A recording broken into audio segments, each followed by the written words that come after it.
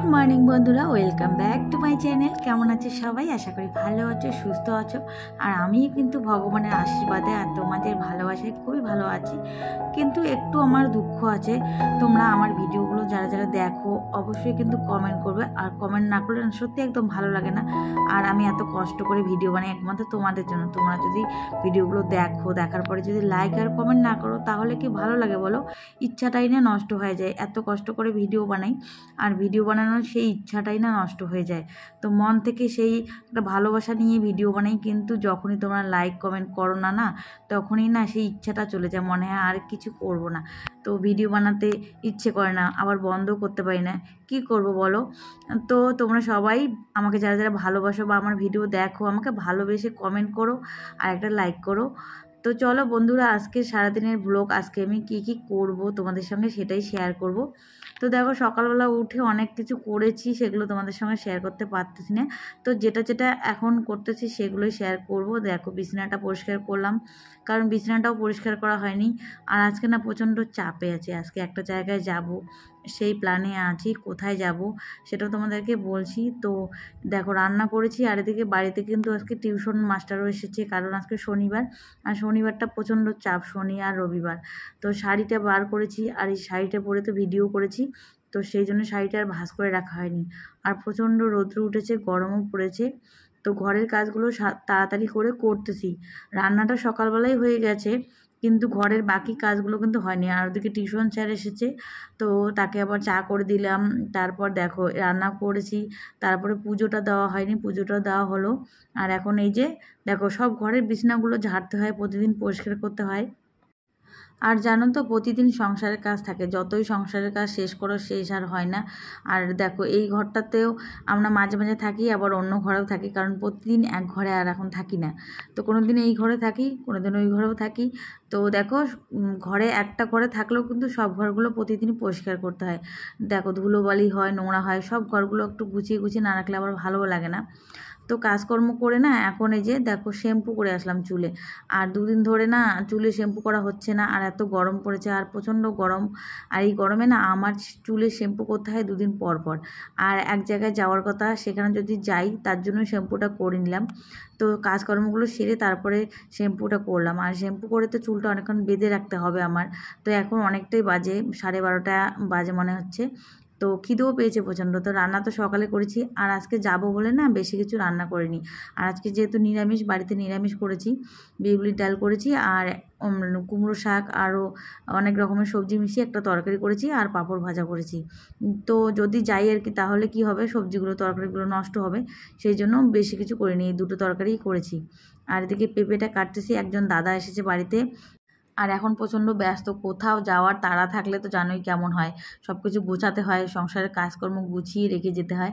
তো ভাবলাম আর এই গরমে চা করব না, তো ওই দাদাটাকেও একটু পেঁপে কেটে দিই, পাকা পেঁপে, তো গাছের পেঁপে। তো পেঁপেটা কেটে নিলাম, তো দুজনকেই দেবো, টিউশন স্যারকে দেবো আর ওই দাদাটাকে দিয়ে দেবো। আর এই গরমে তো কেউ চাও খেতে চায় না, এত গরম পড়েছে দুপুরবেলা এখন। তো কোথাও গেলে জানো তো, সব কিছু আমার গুছিয়ে রেখে যেতে হয়।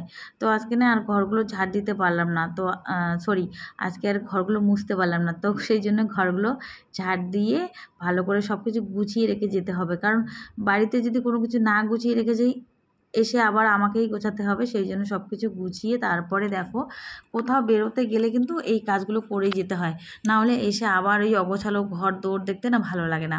তো দেখো, ব্যাগপত্র প্যাকেট করা হচ্ছে। আর তোমরা ভাবছো যে কোথায় যাব, তো বেশি দূরে যাব না, তো আমার বাপের বাড়িতে যাব। মেয়েদের তো একটাই যাওয়ার জায়গা, বাপের বাড়ি। আর বাপের বাড়ির লোক ছাড়া আর কে বা মেয়েদেরকে মনে রাখে বলো? একমাত্র ভালোবাসার মানুষ তো বাপের বাড়ির মা বাবাই। তো মা বাবা ছাড়া আর কেউ মেয়েকে সেরকম করে ভালোবাসে না, কারণ কারণ এই পৃথিবীতে একমাত্র মা বাবাই আছে যে নিজের মেয়েকে সবসময় মনে রেখে ভালোবাসে। কোনো কিছু খাওয়া বা কোনো কিছু অনুষ্ঠান, কোনো কিছু ভালো মন্দ খেলে বা কোথাও গেলে সবার আগে মেয়ের কথা মনে হয়, যে মেয়েকে ছাড়া তাদেরও কষ্ট হয় খুব, মেয়ে যদি না যেতে পারে। তো সেই জন্য কিন্তু আমি বাড়িতে যাচ্ছি। অনেকবার করে ফোন করেছে বাড়ি থেকে মা আর বাবা, তো সকাল থেকে আজকেও ফোন করেছে। তো যাচ্ছি কিসের জন্য বলো তো? বাড়িতে আমার বোন এসেছে, তারপরে বোনের ছেলে মেয়ে, মানে জামাই, সবাই এসেছে। আর আমরা না কাছে থাকি, ওরা তো দূরে থাকে, আমরা কাছে থাকি, কিন্তু আমরা তবুও কিন্তু যেতে পারি না। তো মায়ের মনটা খুব খারাপ, সবাই এসেছে আমরা নেই। তো তো সেই জন্য চলে আসলাম। দেখো মানে টাইমও নেই, কিন্তু তবুও একটু সময় বার করে চলে আসলাম। তো চলে এসেছি, দেখো আমাদের বাড়িতে এই দেখো মা বাবা সবাই এখানে আছে, এই দেখো।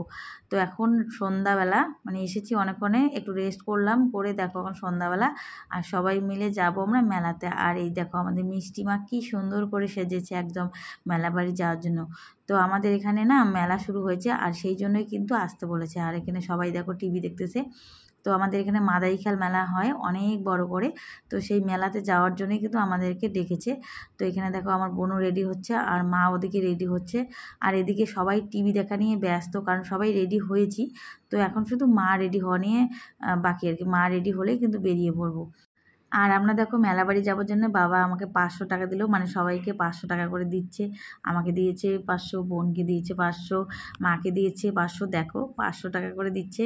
তো মেলার সময় না সবাই কিন্তু এই আমাদের গ্রামে আর কি, যখন এই মেলাটা হয় আমাদের বাড়ির পাশে মেলা, সবাই আসে এই মেলার সময়। তো আমরা না আসলে মার খুব মন খারাপ হয়, মাও মেলা বাড়িতে যায় না। তো আমরা দেখো এসেছি আর একটা টোটো ভাড়া করলাম, কারণ এই বাচ্চা কাচ্চাগুলোকে নিয়ে তো আর হেঁটে যেতে পারবো না। সেই জন্য সবাই দেখো চাপাচাপি করে টোটোর মধ্যে উঠে পড়েছি আর আমরা কিন্তু চলে এসেছি মেলার মধ্যে। আর আজকে যেহেতু লাস্ট মেলা, মানে আজকে শেষ মেলা, আর আমাদের এখানে দেখো এই মেলাটা বিশাল মেলা হয়, অনেক বড় মেলা হয়। তো সেই মেলাতেই আমরা এসেছি, আর অনেক বড় মেলা। আর এই মেলাটা না অনেক বড় হয়, প্রতি বছরই হয়। তো এই মেলাটাতে দেখো কত ভিড় হয়েছে। আর এইটা হলো মাদাইখাল কালী মেলা, তো এখানে বড় করে কালী পুজো হয় আর বড় কালী মন্দির আছে। আর এখানে দেখো প্রচণ্ড আজকে ভিড় হয়েছে, আর আজকে এত ভিড় হয়েছে ভাবতে পারিনি, কারণ গাড়ি যখন আমরা ঢুকলাম তখন আর রাস্তায় এত গাড়ি এত লোক, মানে আমরা যে এই মেলা বাড়িতে ঢুকবো সেটুকু পারতেছি না। তো দেখো আমি ভিতরে ঢুকে পড়েছি, আর এখানে সবাই কিন্তু ঠাকুরকে প্রণাম করতেই ঢুকেছে, কারণ সবাই এখানে বাতাসা দিচ্ছে, ধূপকাঠি দিচ্ছে। তো আমিও এখানে একটু ঠাকুরকে বাতাসা দিয়ে প্রণাম করবো, কিন্তু এত ভিড়ের মধ্যে কি করে ঢুকবো সেটাই ভাবতে পারতেছি না, এত ভিড়। আর আজকে যেহেতু লাস্ট মেলা, আর এই মেলাতে না অনেক দূর দূর থেকে লোক আসে, সবাই মানসিক করে। আর এই মেলাটা খুবই মানে বড় করে হয়, আর এখানে সবাই অনেকে মানসিক করে, আর এখানে মানসিক করলে কিন্তু সবাই সেই ভালো ফলটাও পায় এখানে। আর এই কালী মা এতটাই জাগ্রত, কারণ এই মায়ের পুজো প্রতি বছরই হয়, আর এখানে সবাই যা চায় আর কি, সবারই মনোবাসনা পূর্ণ হয়। তো সবাই এখানে পুজো দিতেও আসে। তো আমাদের তো আসা হয়ই না, মানে আমরা আসতে পারি না। তো এর আগের বছর মানে গত বছরও কিন্তু আমরা এই মেলাতে আসিনি, কারণ অনেক কয়েক বছর থেকে এই মেলাতে আসতেই পারি না। আর প্রতি বছর আসতে পারি না যেন মায়ের মনটা খারাপ হয়ে যায়। মা একা একা মেলাতে আসেই না আমাদের জন্য, আমরা না আসলে।